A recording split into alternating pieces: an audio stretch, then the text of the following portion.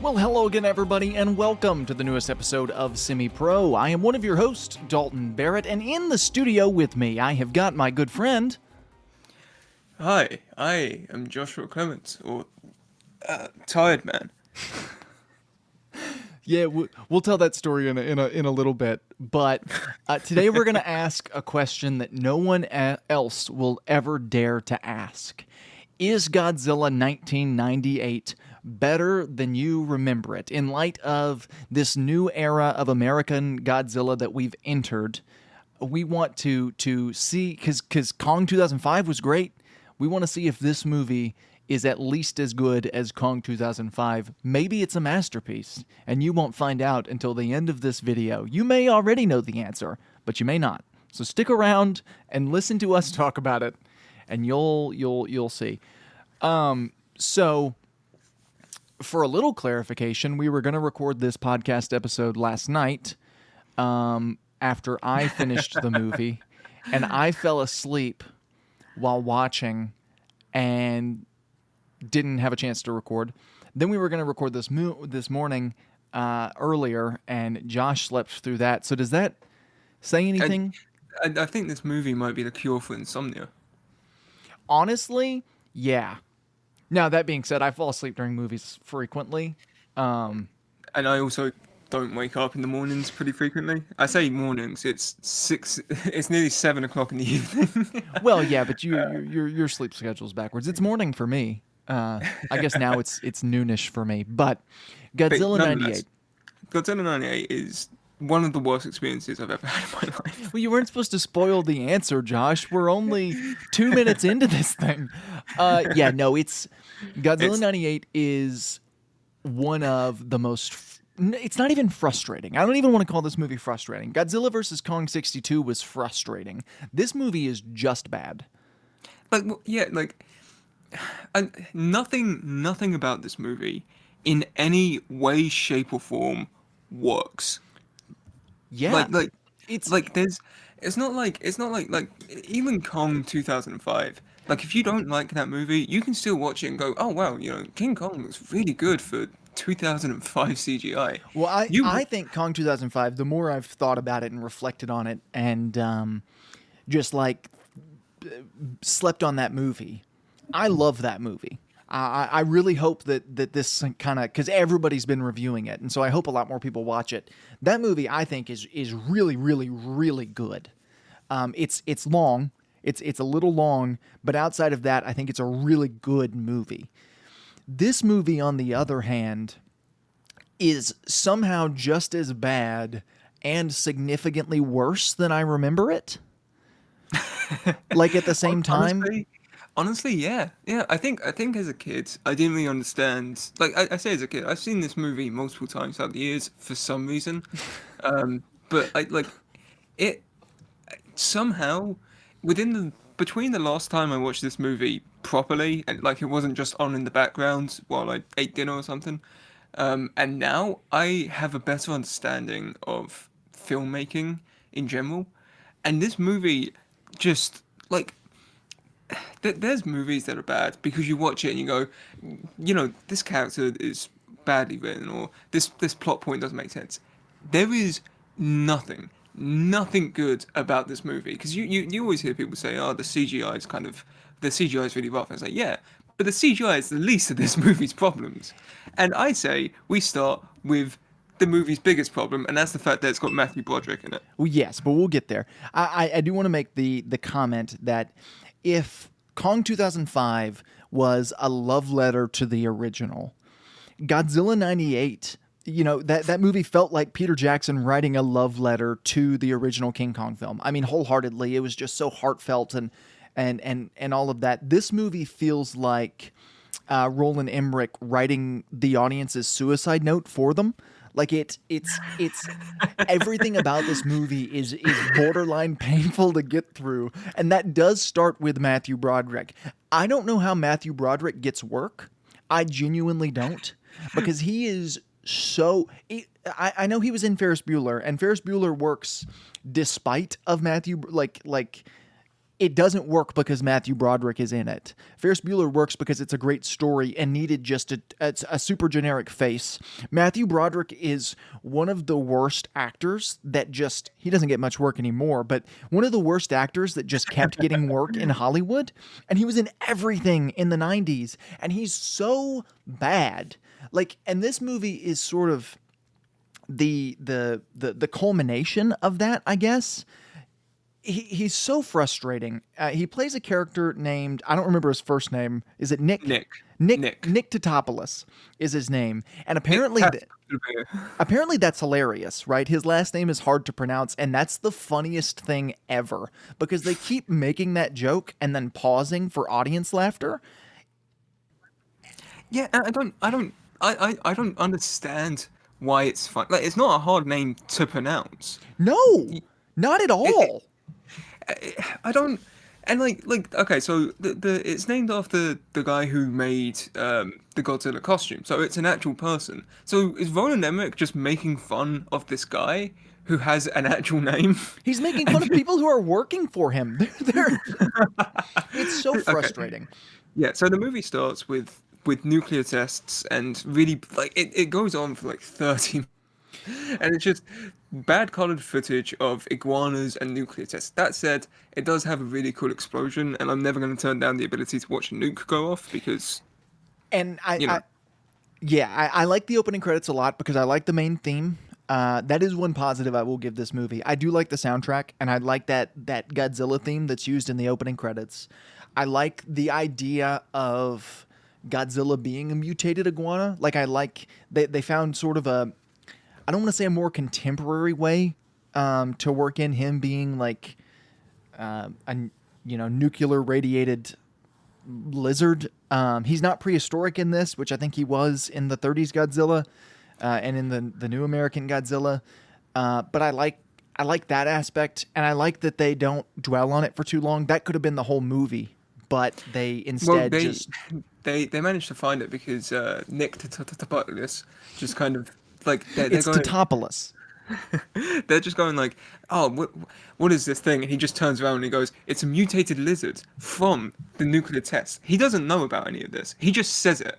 And apparently because he knows worms, because he's the worm guy. That got on my nerves so bad because we know it's a mutated iguana. We, as the audience, know that. The government doesn't know that. The military doesn't know that. Matthew Broderick doesn't know that. But instead, he says it, and they go, "Yeah, he's right." He says he's mutated. He doesn't say that it's from the nuclear test. We find that out when the French enter the scene, and no. Yes, Josh, I remember very vividly. He finds out about the nuclear test through the French guy.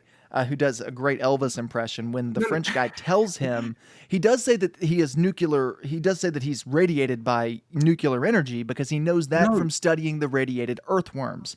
Here's where it gets me. No. He says, and I remember this, he says, like, based on where it comes from the map, he must come from, and then he points at the East Pacific Islands, and he goes, here, because they always do nuclear tests around this area.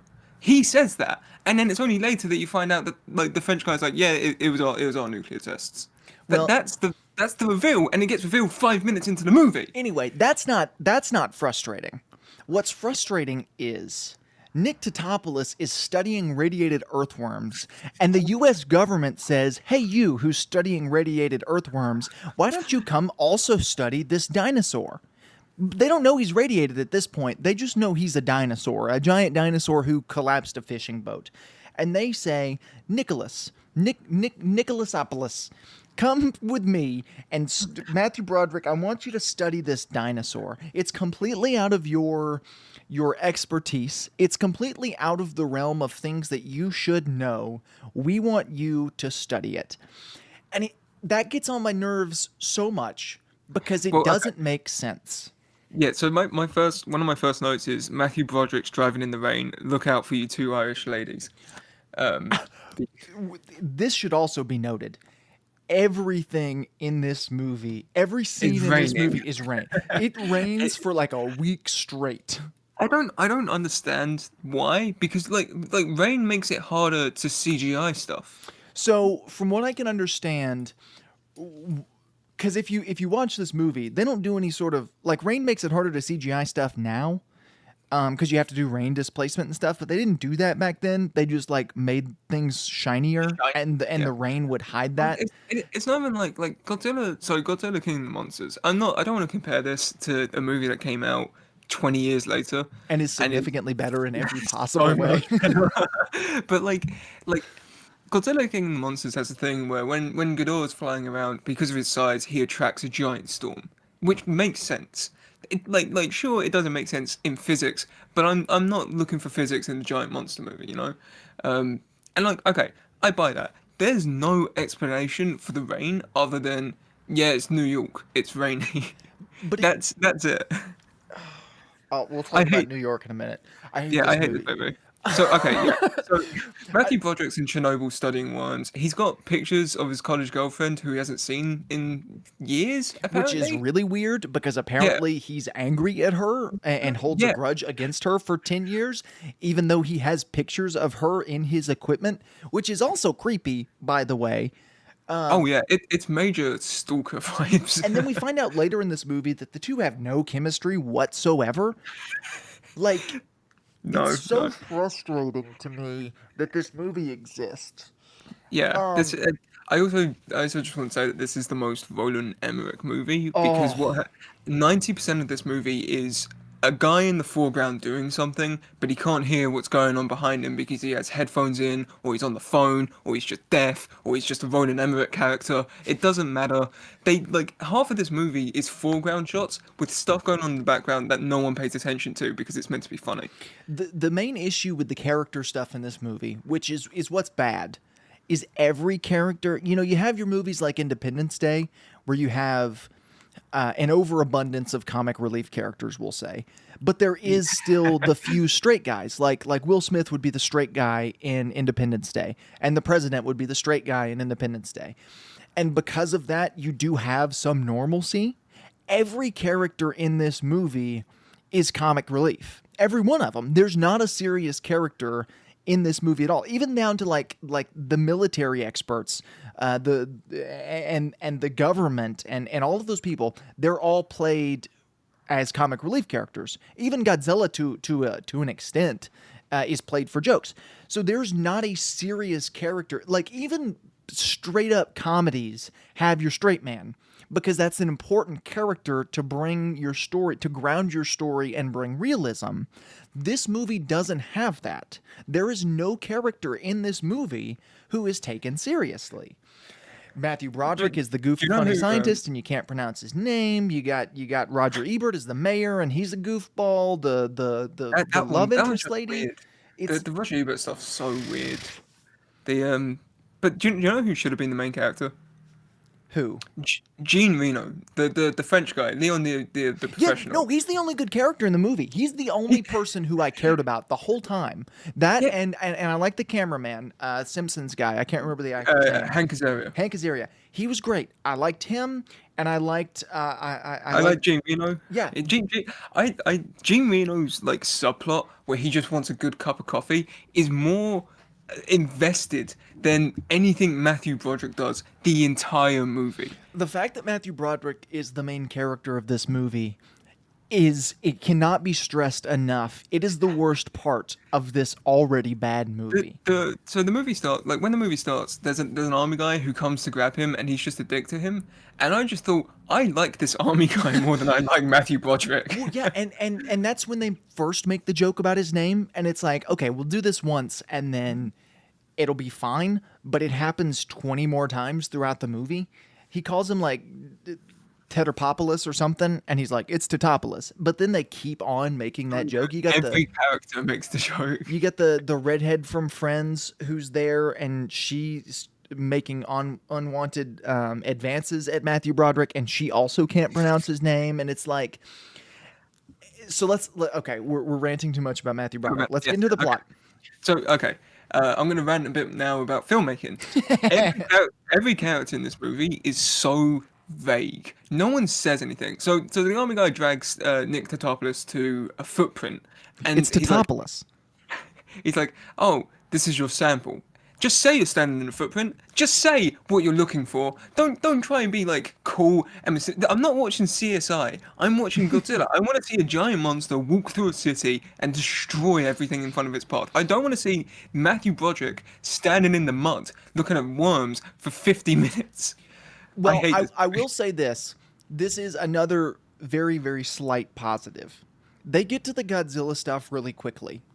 Compared with something like 2014 that took over half the movie to set up the Godzilla stuff, we see Godzilla start destroying stuff pretty early on. Now, we don't see Godzilla. They do the Jaws thing where they don't reveal what he looks like, but we do start to see some of the destruction very early on. I think it's the 35-minute mark when we're in New York and Godzilla starts destroying things and we see his face at the I was gonna 40-minute say mark.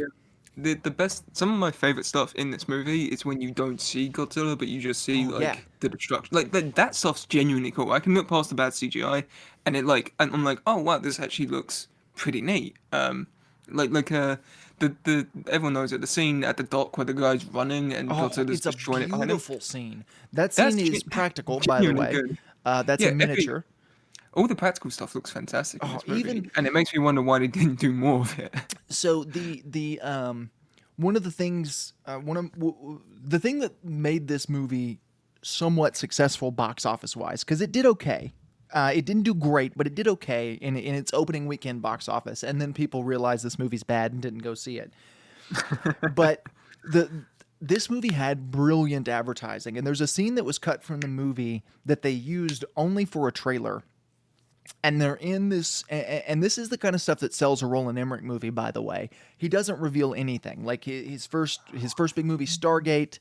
They show the Stargate, but they never go through the Stargate, and you have to see the movie to see what's on the other side of the Stargate, and it was just really stupid.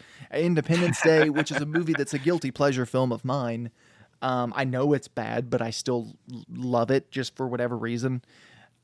They show the clip over and over and over of the White House exploding, but they never show like the alien. They never show much of the actual plot. They just show like the action bits.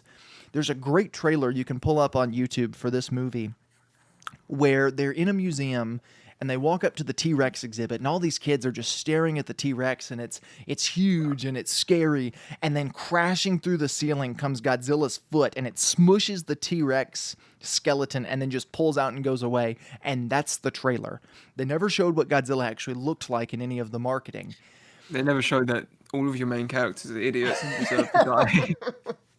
Yeah, and there's a lot of scenes like that in the opening bits of this movie. Like I said, they do the Jaws thing where they don't show Godzilla because There's a really weird scene. So like Hank Azaria runs out after Godzilla and they show his tail whipping around the corner and it looks really cool and everything. And then somehow he manages to corner Godzilla. Like he runs to the right or something, and he's now ahead of Godzilla. This movie is so confusing in so many ways, and one of them is that it blatantly ignores laws of traversal. Like it just it. Okay, the laws of traversal aren't the worst law that this movie ignores. no, Because but we get to New York and we have our first big Godzilla action scene. The stuff studying and figuring out outside of New York doesn't last very long because Godzilla makes his way to New York. And Matthew Broderick makes the comment, he's here to nest. Like he's no, he's a Godzilla expert apparently. yeah, right. So we figured that out, and we have our first big Godzilla chase through the street. We still haven't seen him, but we just see him destroying stuff. I like that part of it a bit. I like that they made Godzilla faster in this. I like the speed. And he's just running through the city, just destroying stuff. And then we cut to the mayor landing, the army general lands, and he starts talking to one of his army guys. And this army man makes the comment, "We lost him." I put this down. They say he can easily hide, and I'm thinking, can he? What? He's pretty big. He's the size of the building. He's bigger than most of the buildings. He is as big as the Chrysler building. The building that Kong climbed in Kong 2005? He is as big as that building. Yeah, and I feel like if you just look at the skyline, you can probably see him move. Some I people have theorized since this that since he was a radioactive lizard, he had some camouflaging abilities. okay, But so that's okay, so stupid. no, no, no. When they were making this movie, one of the things that they toyed around with the idea of was that he could change, like a chameleon. He could camouflage himself and he can change color. Apparently, some of that still remains in the movie because depending on what scene he's in, he's going to have different color skin. But I'm still thinking, like, it's not like he can flatten himself against a building and change color. He is a building. You're going to walk into him if you just look. And It's so stupid. And it doesn't happen once. They don't no, lose it happens Godzilla like once. multiple It happens times. so many times. It's Half so of the movie, okay. The stupid. movie, every Godzilla scene in this is the same 5 scenes. It's army generals chase Godzilla, Godzilla disappears, Nick Totopoulos says something blatantly obvious that we know that he has no way of knowing, That's a lot and of then he fish, goes off Josh. and does That's a it lot of himself. fish. That's a lot of fish. It's the But yeah, dumbest so line in the whole movie. they, And that's a they lot. I also like that because after that scene, they say, "We have exclusive footage of Godzilla," and then they show the exclusive footage, and it looks like a stroke because you can't see anything in it. They're like, "This is exclusive footage. The camera's cracked. It's got different colors. You can't. It looks like a blur of pixels. What are you on about?" And then the other Simpsons guy, the mayor from The Simpsons, Yeah, Ned Flanders. because this is a Simpsons reunion film.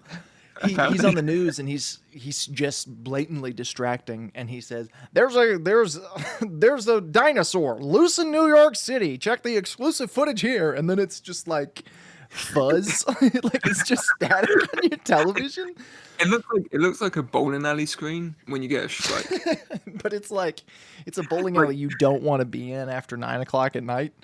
yeah, it's a bowling alley somewhere in Detroit. It's the bowling Um, alley from from The Big Lebowski, but today. It's so frustrating, and so then we get some more like generic science garble, and yeah, that's when, he's like, "Hey, that's a lot of fish. We need to get some fish." well, they come up with this plan. Number one, lizards don't eat fish, but that was one of the Toho requirements. Godzilla can't eat people, only fish. That was one of the requirements that Toho gave them, and they followed it. We're That is also the only one that they gave him that they followed. right. It- well, so I've heard all of this, and the majority of the things I'm just remembering them off the top of my head. Was One stuff of them that's was he must have 3 rows of dorsal fins on his back, and he does. 4 fingers on his hands, 3 fingers on his feet, which he does. And so they followed those. I mean, they followed the design requirements pretty much to a T. He just looks nothing like Godzilla. Like, Well, I think, there was another Godzilla. There's a practical one that was made up by Stan Winston's school. which Uh, that was for the movie that this movie replaced. There was a But movie there's gonna immediately be- prior that they There were was a going to movie get. that was going to be made by the guy who did Twister. He was going to make it, but then eventually that fell through. Roland Emmerich joined, and then it became the monster that we know it is today. Right. Roland Emmerich like famously hated that script. He was like, it's just two Oh, really? monsters going at it, and I doesn't- don't want to see a movie like that. And it's like that's a Godzilla movie. Well, he doesn't just hate. He didn't hate just like the original script. He since came out and he's like, oh yeah, I've never liked Godzilla. Like I hate all of the movies, everyone since the 1950s. And I'm thinking, so this is the man that you like. This is the first time that Godzilla's been Americanized in its entire history. It's also the first reboot in its entire history. And you've got the man who doesn't even know how to write aliens properly to do this.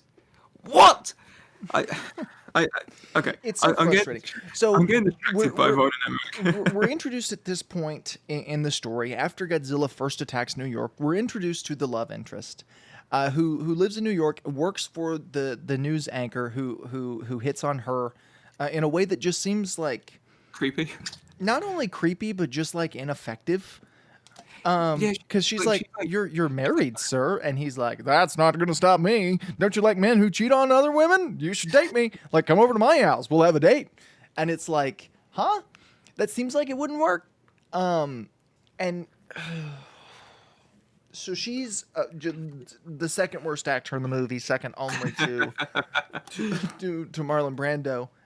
Nope, nope, definitely not to Brando. um, Matthew Broderick. to Um, Nick Tahiti. right, and she's just bad. And we're introduced to her friends who are somewhat likable. I don't know if they're actually likable characters or just in this nightmare of a film. They're more likable than the other characters, so I latched onto them in a state of psychosis. Do you know a fun fact about the love interest in this movie? This was meant to be her big break, and Wow. this movie failed so bad that it caused her to retire from acting. That makes sense. I mean, I I don't blame her. she's also But just not very good in it. no, no, she's well, yeah. Okay, so Godzilla, they try and lure Godzilla with fish, and then they just shoot at him, and they somehow miss everything. And then they get three helicopters, and this is when I say that this movie ignores the laws of traversal. This is what I mean. Godzilla dives through a building, and they shoot into this hole in the building, and they're like, "I think we got him. I think we got him." And then Godzilla bursts out of the building behind them. They Well, somehow so don't know this. Godzilla's apparently brilliant in this movie, except for the times when he's stupid, and he fakes them out. I'm assuming he just like broke the hole in the building, ran around the corner to the backside of the other building so he could break through and Oh no, destroy no, these this is helicopters. that part kind of makes I can buy that. It's the next part. So he does helicopters. One of them's flying away, and they look behind him. And they're like, I can't see him. I think he's gone. Godzilla then appears in front of them and below them and jumps up. And I don't. There is literally no way, according to anything that exists, that works. He just teleports. Godzilla can teleport in this movie. That is the only explanation for half of the plot. So this is where we finally see Godzilla at this point in his full But yeah, the glory, right. quote unquote glory. And the CGI is just horrible. Like it's just the worst. Like we were talking about, to make it look like he was in the rain, which I guess they threw in the rain to hide the fact that it looks so bad. If you're watching on YouTube, on the splash page, I've used one of the practical effects for it, so it looks good, like it looks real. But it That is doesn't not the look movie. like that much in the movie. Less than 10% of this movie is practical Godzilla. And that says a lot because Godzilla's only in 11 minutes of this movie. um, that's real. I looked that up. He's in 11 minutes of this movie. Jeez. And the thing about it is, this is going to be the hottest take of this episode. I really like the design. If he were to stand up straighter, it would be a really great modernization of the design. But instead, they gave him the hunched T-Rex look, which I'm not a fan. Like, I don't like the way he stands, but I really like the more lizardish design of Godzilla that they gave him in this movie. Yeah, well, it's not like it's not faithful, but it's a really neat design. It just gets let down because every time you see it in the movie, it looks so ugly. Right. Like I said, had he stood straight up, they keep the things that Toho required them to keep. The fingers, the toes, the dorsal fins. They don't give him atomic breath, which is obnoxious. We find that out during this first scene. It's okay. so weird how they beat around the bush with the atomic breath. Apparently he can like breathe gas or something. No, And no. So what happened was they didn't want to use atomic breath, so they went with this thing called power breath instead. Which their idea was that when Godzilla roars, he produces such a gust of air that it blows away everything in front of it. And then that got leaked prior to the movie releasing. So what they did was they kind of changed it, and they added in gas into every scene where he does it, so it looks like atomic breath because stuff catches on fire. So he basically has flamethrower breath. Right, which is stupid. I mean, you're making a movie about a radioactive lizard. What's wrong with giving him atomic breath? I don't get it. It's frustrating.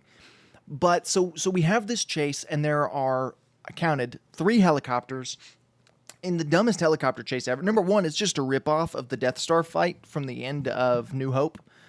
They're saying like the exact same dialogue, and they're just fighting Godzilla, and it's frustrating and it's annoying. And there are, once again, remember this, 3 helicopters, and then Godzilla disappears again. Yeah, he dives into the wall. No, that's the later one. Yeah, that happens later, which that scene I really like. I like that bit where Godzilla tucks his arm, so it's always super cute, and then he jumps into the water. But in this scene, he just disappears again. And this is where we find out and this is another one of the famous Nick Totopoulos scenes that gets on my everlast nerve. When he Wait, goes to the pregnancy gas test? station and he goes to buy pregnancy test, and instead of just saying, "Hey, I would like a pregnancy test," he says, "Hey, I would like a pregnancy test, and it has to have this chemical in it." And the lady at the counter is just like, "Yeah, whatever, man. Here's all the ones we got," and he buys them all. And so we Yeah, find out at this point that Godzilla's pregnant. yeah. Well, okay. So this is I hated this because he's talking to Audrey, his love interest, because he's somehow brought her onto a top secret military base, even though he knows that she works on the news. Yeah, so And stupid. I get like, I get like she's in the friends and wrong, everything. right? And I get what they're going for. It's like, oh, she's trying to get her big break, so she's going to use Nick Totopoulos, even though she's still in love with him. And I get that part, and I get her struggle, and she's like, should I take it? Should I not? And she's in the wrong, absolutely. She's the bad guy in that scenario. But also, why Nick did you Cotopoulos bring is an her? idiot. Why did you Well, bring okay. her to the military base in the first place? No, he brought her so that he can tell her, these tests weren't designed for this, but he's pregnant. And I'm thinking, okay, these tests weren't designed for this. Every other word in that sentence is rendered useless by those. You I, can't. Well, no, because he turns out to be right, so it's not useless. He says they're not designed for this, but the lizards and humans have the same chemical compound that lets you know that they're pregnant. My thing is, why did he test this male dinosaur for pregnancy in the first place? Like, why was that his instinct? Well, even then, just like this isn't like, oh, Nick Totopoulos he's so smart, he's so aware and full of the situation. It's just Nick Totopoulos is omniscient and can see the movie's script. He there's a comment later where he says like that he tested it because he thinks that he came to New York to nest because he was grabbing a lot of fish on the subway Oh and yeah, he says that there's more fish than like just Godzilla could eat. which doesn't make sense because Godzilla's a huge dinosaur, like he Yeah, he requires a lot of fish. that makes sense if you knew what this if a lion was dragging that much fish, you go, okay, he's probably got a pride to feed. But this is if you saw an animal that you've never seen before start doing this, I wouldn't. My first instinct wouldn't be, oh, he's getting a nest. It would be, oh, he's a giant lizard. He probably just needs a lot of protein to function. So Nick Totopoulos, he does the pregnancy test. And he's like, "Oh, I've got to go tell the military about this." I'm sorry, let me deliver this line like Matthew Broderick. That was too much. That was too much excitement. Wow, he's pregnant. I've got to go tell the military about this. And so he walks out of the base, leaving love interest alone in the With all military of this, base. The all of news this reporter, who's not actually, she lied to him about that, but he thinks she's a news reporter in the base alone with all the sensitive information, doesn't kick her out, just leaves her there. What do you think is going to happen? I hate this movie. And I hate then this she movie leaks so the much. information so fast. And the news runs it By the so time- quickly. I work by the in news. That's not how this works. It doesn't happen that quickly. They're sitting in the meeting, and somebody, before the news report starts, which already gets me, before the news Yeah. report starts, one of the generals says, "I think we should watch this, guys." And then it cuts to the special report about Godzilla. This movie is the worst thing I've ever seen in my life. It's It's so yeah everyone in this movie can see the future, and he sees the future. They watch the report, and they all turn to Nick Totopoulos because for some reason they mention him directly in the Yeah, report. all she had to do, because she cares about him, right? Like she's in love with this guy. All you have to do is say anonymous sources claim, and then roll the footage. Where also, this has to be mentioned. They make the point of doing the reference with the old fisherman to say Gojira instead of Godzilla. Because that was the original Japanese name, which is a super neat idea and a super neat reference.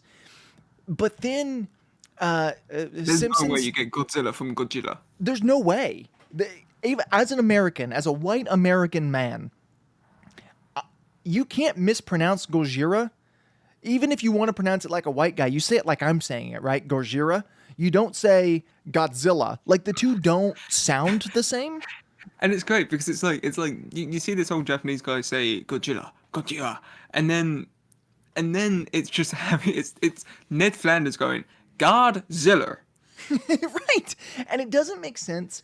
But then they name Nick Totopoulos by name. All you have to do is say anonymous sources have They confirmed. named it the Topless by name, and they also circle him because they have footage of him in the footprint. I'm thinking like, how is this news report going to work originally anyway? Why is he being? He's not important. Also, where did they get that footage from? There's a helicopter going around, I think. Like an No, it's army the scene where helicopter he's in the got it. footprint. It's the scene where he's in the footprint from the original, from the beginning of the movie. It's the movie footage, which always gets on my nerves, right? It's that classic trope where they use the movie footage. They're not filming Nick Totopoulos standing in the Godzilla footprint. Maybe it's just a huge fan of his worm. He's the Maybe. worm guy. It's one of the worms. One of the worms bonded with him, like Godzilla Maybe- Jr. does in the cartoon. It bonded with him, and now it's filming him from an aerial shot. So at this point, Nick the Topless gets fired, and they go, "Yeah, get out. You leaked confidential information. You're lucky we're not executing you." Which it's like you're supposed to feel bad for him in this moment, and I'm but like, it's no, he his deserves fault. it. It's his fault. He did But this yeah. to himself. Yeah, and then he gets in a cab, and he drives away. I don't know where he's driving to. Okay, he I gets in would a cab. presume back to his like apartment, but he doesn't live in New York, so maybe he's staying in a hotel room. I guess. But like, Gene Reno is driving the cab, and he's like, "Yes, I want your help." Ha ha ha. And then I would like your Baguette. I would like your help. I felt wouldn't that know- well. We created Godzilla. I felt. you wouldn't know where to get some good coffee.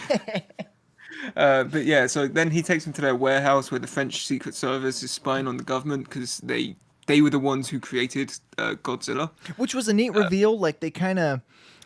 Which, if they wouldn't revealed it earlier, would be neat. They should have just. That should have been the main focus of the movie. Gene Reno should have been the hero of this movie. Yeah, keep going. He's so good. And yeah, so he takes him there and he's like, "Hey, we know that you're right about the nest. So do you wanna come with us and destroy it all?" And he's like, "Oh yeah, why not? Sure, I've never Josh, calm down. Too much enthusiasm. yeah, sure, I'll do that." I would love to destroy the nest with you. My It's name also- is Ferris Bueller. He hasn't been in an army situation, so I don't know why he'd be like, "Yeah, sure, I'm down for this." Once but again, yeah, Josh, too much enthusiasm. So Hank Azaria was spying on them. He goes home, and his wife is apparently hosting like 50 million people. I guess that was supposed to be like a sweet character moment. She's like, these people were trapped on the streets. They've evacuated New York. We forgot to mention that. Yeah, they evacuate New York, and Mayor Ebert's really annoyed about that. The Roger Ebert stuff in this is so bizarre. We 'cause haven't it's even like, talked about it. And it's So- so weird. Yeah, the Roger Ebert stuff's just because. So Ebert and Siskel, famous movie reviewers, when they reviewed Stargate and Independence Day, Roland Emmerich's two big blockbusters before this, they were like, "Yeah, this is just garbage, like all around garbage." And so Roland Emmerich got back at them by being like, "Haha, hey, look, you're an idiot in my movie." Ha ha ha. And I'm thinking, he doesn't do anything. He's right most of the time. Well, and one of the other things about it is, and Gene Siskel is the one who said this. He goes, "Yeah, it was one thing to put us in the movie, but you don't do anything with us. Like you greatly missed the opportunity to kill us off, but you just put us in the movie and then proved us right because this movie's bad." I want to read through really quick while we're on because I had this pulled up for the discussion. This is Roger Ebert's review of this movie. He saw this at let me just read you the review. This is from in Cannes, France. Going to see Godzilla at the Palace of the Cannes Film Festival is like attending a satanic ritual at St. Peter's Basilica. It's a rebuke of the faith that the building represents. Cannes touchingly adheres to the belief that a film can be intelligent, moving, and grand. Godzilla is a big, ugly, ungainly device to give teenagers the impression that they're seeing a movie. It was the film festival's closing film, coming at the end like the horse in a parade, perhaps for the same reason. That's the opening of its review for this movie. And like, it's, oh man. But so they put them in this movie and they don't kill them off or anything, and they're not any dumber than any of the other characters in the movie. They're literally just there. Yeah, and it's so bizarre. Have him get eaten by Godzilla. Yeah, do the Jurassic Park thing where one of them's on the toilet and gets eaten on the do something, anything. But they don't do anything with them. They just make Roger Ebert eat candy, and Gene Siskel And gives him a thumbs down at the end. Like, I don't. Siskel, he tells Siskel, "Why are you here?" And he went, "I don't know." And Yeah, that's it. that's it. Fantastic, phenomenal character writing. Yeah, so then Audrey and Hank Azaria, Animal, that's his name, Animal. Audrey and Animal were like, yeah, let's follow Nick and the French guys to this thing. That's when you get the really good, like, he has to go through an army checkpoint, and Nick Totopoulos is like, yeah, the general wanted us. Yeah. He just wanted us to. And then the other guy says, "Shut up." And I'm thinking, yeah, I like this guy. Can we have him as the main character? Give me more of him. Oh. And that's when and then Gene Reno does his best work. His best Elvis impression. He's like, "Oh, thank you very much. I'm supposed to come in here to see to study something." And they're like, "Yeah, no, that passes. Come on, come on in." And so they just let him in there. And that's when they find the eggs. Godzilla is dead at this point. We didn't even mention Godzilla's death. So they have another helicopter chase. Yeah, we forgot about the second helicopter chase. There's a helicopter chase between Nick Totopoulos' firing and in movie order, between his firing and him getting in the cab. Whereas I think in the movie they're supposed to take place at the same time. They decide to do the same thing again where they leave out fish, and then he comes for said fish. But there's no Matthew Broderick there to say that's a lot of fish. So he doesn't stick around, he tries running away. Yeah. And then they all shoot at him. And there's a great scene. It's like out of a comedy movie. Godzilla runs past the camera, and then about 75 helicopters fly out. Unironically, not even as a joke, there's probably 15 or 20 of them. No, genuine. And they just fly out from the buildings and start diving towards him. They're just bobbing and weaving around each other. It's incredibly bad. And then Godzilla dives into a building. He does that really nice little cute arm tuck, and like, if it was in the Olympics, it probably would have gotten 8 or 9 out of me. Oh, absolutely. Barely any splash. But then, so a guy comes in, he's like, now the Navy's time is here. And like, they shoot submarine missiles at each other, and the submarine missiles hit another submarine, or the same submarine. I don't know. I kind of zoned out at this point because the movie just gets like a blur of explosions. This is when I fell asleep, by the way. I went back to this point, but this is around the time I fell asleep. Yeah, and it's just a blur of CGI mess. Yeah, and Godzilla dies. Yeah, they think that they get Godzilla, and they're like, "We've got him." So then Nick, French guy, Animal, Audrey, and like 2 other disposable people sneak into Madison Square Garden, and Nick finds 3 eggs, and he goes, "Oh, there's 3 eggs in here," and then one of them goes, "And there's a lot more than 3." And Nick just very slightly looks to the left and sees about 50 million more. And this is the main hero of our story. And he can't do that. There are so many eggs and he only sees 3. There is literally about an egg for every seat in Madison Square Garden. And then the eggs hatch right as they get there. Yeah, right as they get there. Like, not even just like they're trying to set stuff up and they start hatching. No. As soon as they step foot, bang, the eggs crack open, and then it becomes Jurassic Park for like 20 minutes. Yes. and they get chased around by really bad CGI animals, and occasionally animals that are just guys in really big rubber suits that look ugly. Yeah, and it's Uh, such a difference between the rubber suit. They're velociraptors. They're the Jurassic Park velociraptors. We can just call them that. yeah, but It's such a huge difference between the rubber suit raptors and the CGI raptors, and it's so unbelievably distracting. And then they it's bomb the place. yeah, they then they find a news broadcast, and Audrey gets her dream because she has to be a news anchor for some reason, uh, uh, because they understand script writing, I guess. Um, All right, we're back. Had to pause it. Somebody was at the door. That's the benefit of doing this one take. I'm just glad I had a break from this discussion because it hurts. So where were we?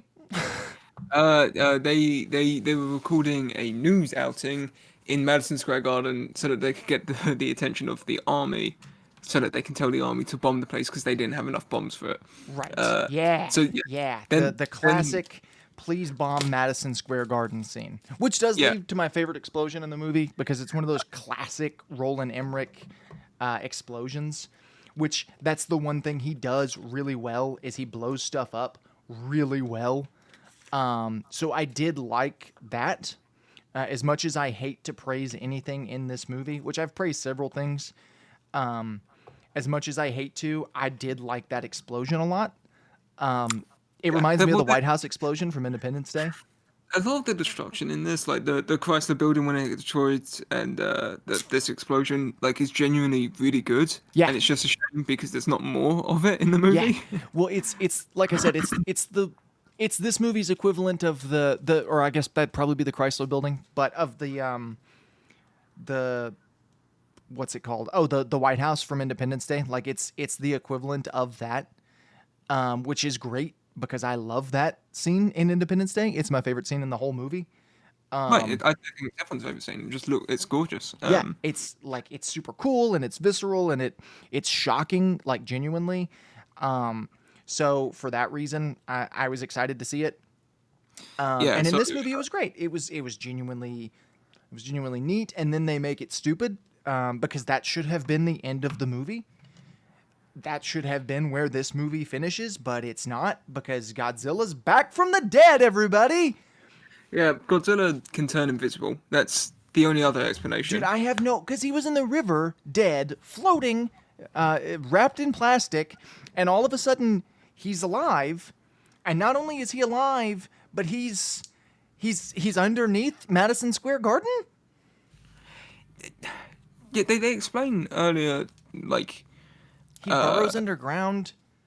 yeah, they explain earlier that he like digs through the tunnels, and like he can be under there. But I feel like you can.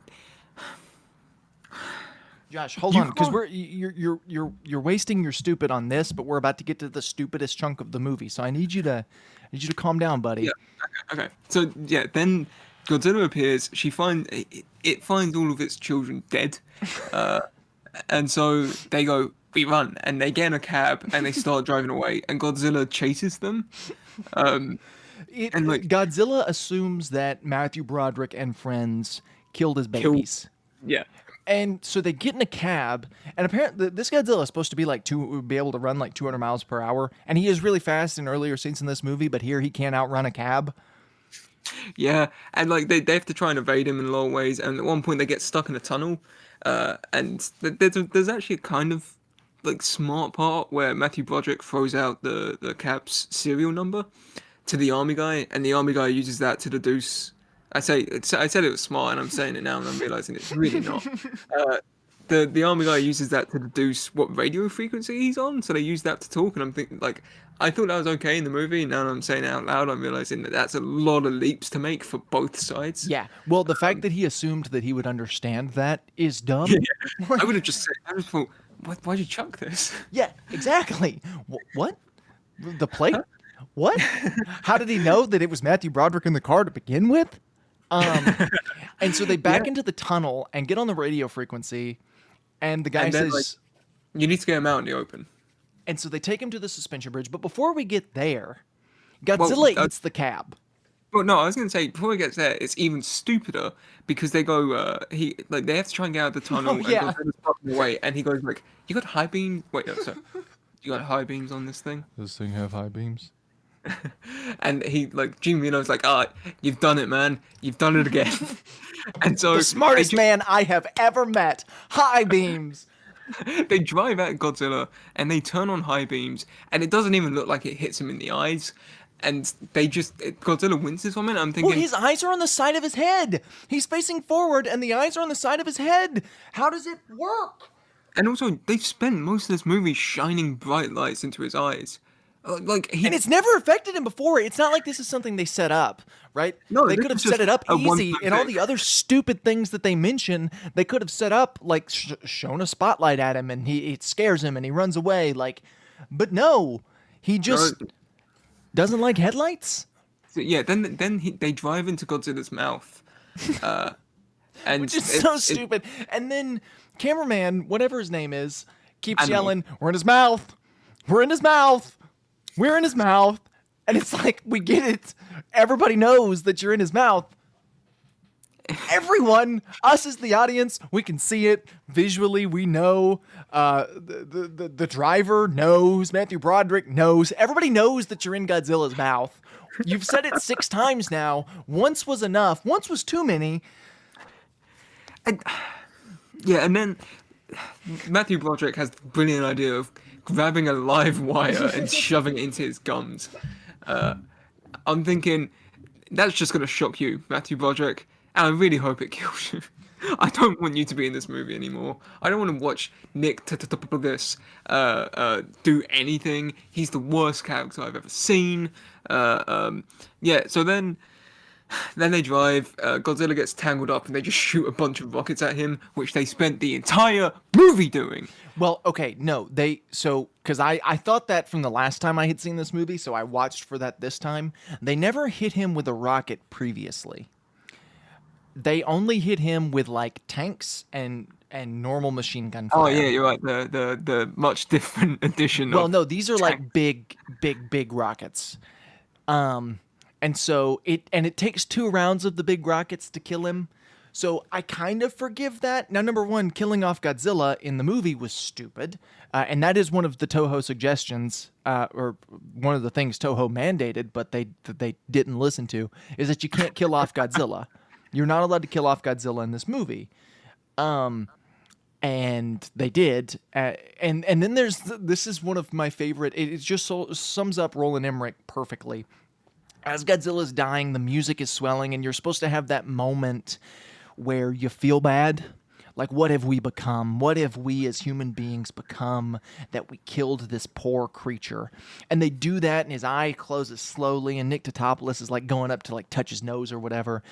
And then it cuts, and the crowd starts cheering like instantly. Like it's so jarring because they're back to back. It's like it's the "What have we become" moment followed by the Ewok celebration song at the end of Return of the Jedi. Like, and it's such a breakneck like swap, and it's so weird. But it sums up Roland Emmerich perfectly because he doesn't know what he's doing. He's seen these scenes both in different movies, and he's like, "Oh yeah, we'll just put them back to back. It's fine. It makes sense. It works." There's a lot in this movie that just switches back and forth. Godzilla's size changes like 18 times. Oh yeah, there's no consistency to his size. There's one scene where a guy stands in front of his eye, and it's literally his whole eye. And then there's another scene where Matthew Broderick stands in front of his face, and his eye is like the size of his head. There is zero consistency. None. There's zero tonal consistency. When Matthew Broderick is like, "Hey, I think he might be reproducing," and Mayor Ebert makes a joke of like, "Oh, was he the virgin dinosaur or something?" And everyone laughs, and I'm thinking there are so many people who are dead. Well, also, I don't know. Which is and like that's a scene in Independence Day too. Like Will Smith and all of them are just joking and up and laughing, and I'm thinking there are literally billions of people who have been killed by the aliens and their giant lasers, and you're laughing. Yeah, and then the movie. You're laughing. You're laughing. People are dead, and Millions you're of people are laughing. Yeah, and then the Gene Reno's like, "Yes, we're gonna remove some stuff from the tape and we'll send it to your friends." And he walks off, and they ask who it was, and he's like, "Huh, he's an insurance investigator." and then they show like one egg and it hatches, and then that's the movie. And I Which hate this movie the so much. the egg, I do want to discuss the egg because the egg led to the best thing to come out of this movie, which was not G2 as they were hoping it would be. It was instead Godzilla the animated series or Godzilla the series, which is I have some fond childhood nostalgia for because it was one of the Saturday morning cartoons I grew up watching. It is better than this movie in every single conceivable way. Like there is like it does all of the things that Godzilla should do that this movie failed to do. Godzilla, he fights other monsters. It's really creative. They even go as far because Toho said absolutely not. You are getting nothing from us. So they weren't allowed to use a lot of the characters from Toho Godzilla. You couldn't use Mecha Godzilla, like none of that kind of stuff. So they just renamed them and made similar characters for that. And it was really neat and creative and a super fun show about the baby dinosaur. Nick Totopoulos goes back to Madison Square Garden. He finds the egg and it bonds with him and then just like does everything he asks, like it's to his beck and call, which is a neat idea. And that was apparently supposed to be the plot of the sequel. Well, okay, so I just wanted to talk a little bit about that because after this movie, they had to do a lot of damage control for it. Since the movie is released, every single person involved in this movie, directors, writers, actors, have all said, "Yeah, this was an awful experience, and it came out completely. This is the worst turd I've ever worked on." Which is true. They're yeah, not they're not not exaggerating. This no, movie is so bad. It is the so bad. the writer Dean Devlin, who also made Geostorm, one of the best movies of all time. He's like he got interviewed about it afterwards, and he was like, "Yeah, we were actually in the sequels. Godzilla was going to turn into the Godzilla that we know and love, which we've heard that before." That's always my And, least favorite excuse for a bad movie. It's like, well, no, we were going to do that in the sequels. It's like, no, you weren't. You no, weren't. no, you won't. And yeah, there's no evidence of this whatsoever because everything related to this got canned as soon as this movie released, basically. Except for the animated series, which is Except for the glorious. animated series. Now, I did want to say that there is one positive to come out of this movie, and that is It killed this Matthew movie. Broderick's career. No, he was in Daybreak, which no one's gonna watch. Like, I don't think many people know what Daybreak is. It's a Netflix show with zombies and teenagers, and it's fantastic. And I wish everyone watched it because I wish I could have gotten season 2. Yeah, I did like Daybreak. Daybreak was great, but no, I want to say this. Oh, movie, he was in Jingle All the Way. No, not Jingle All the Way. What is the one with Danny DeVito? The Christmas movie? Twins Junior, No, it's a Christmas movie with Danny Batman DeVito. '89, Batman Returns. There you go. That's it. No, I don't know. But this movie is solely responsible in some ways for the Sam Raimi Spider-Man trilogy. You're gonna have to. It's Deck the Halls, by the way, but you're gonna have to elaborate a little bit. So after making this movie, Sony realized that when they make an IP, like when they start adapting other people's IPs, they need to get someone who really does care about the character and knows what they're doing, because Roland Emmerich completely destroyed all of this, and so that led to them hiring Sam Raimi for the Spider-Man trilogy. If only they had kept that mindset when they went to hire Mark Webb. Anyway, so I could not disrecommend this movie enough. I could not say enough times not to watch this movie.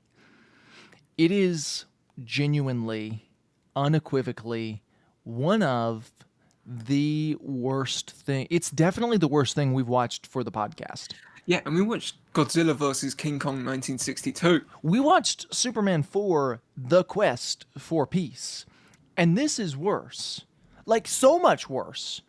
This is not like one of those movies where it's like, oh yeah, it's bad, but you can still shut off your brain and enjoy. Nope, there's no enjoying this movie.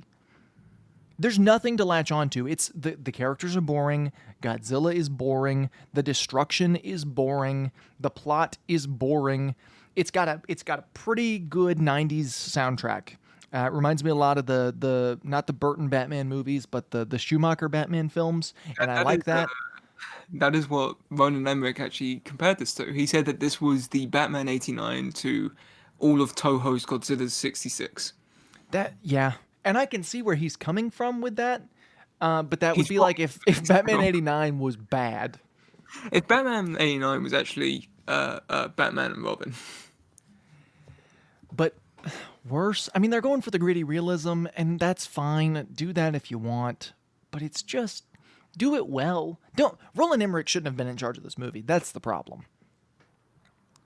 oh yeah, well, every issue in this movie stems from Roland Emmerich and his attitude towards filmmaking and his attitude towards existing IPs, particularly Godzilla, which was just, oh, I don't care about any of this. I don't need any of this. I don't need anyone's help. I'm just going to make my movie. And his movie is bad because his movie is a bunch of character stuff when he can't write characters.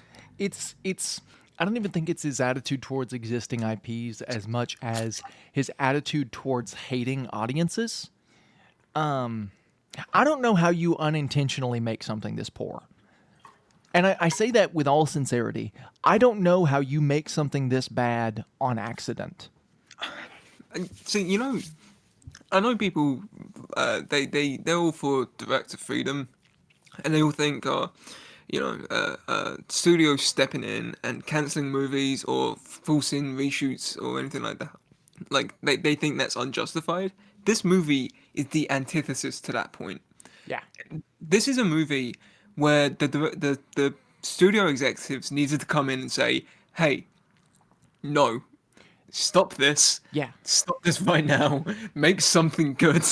There's a story where they a few weeks before the opening of this movie, they went to show it to the executives at Toho, to so they could confirm everything to sign off in case they needed to redo some CGI and stuff. Maybe it was a few months. Either way, so they showed this to the executives at Toho, and the folks over at Toho sat in silence for a few seconds and then turned to Roland Emmerich and said, "Can you come back tomorrow?" And when they came back tomorrow, to the surprise of everyone involved, they said, "Yeah, just go ahead and release the movie."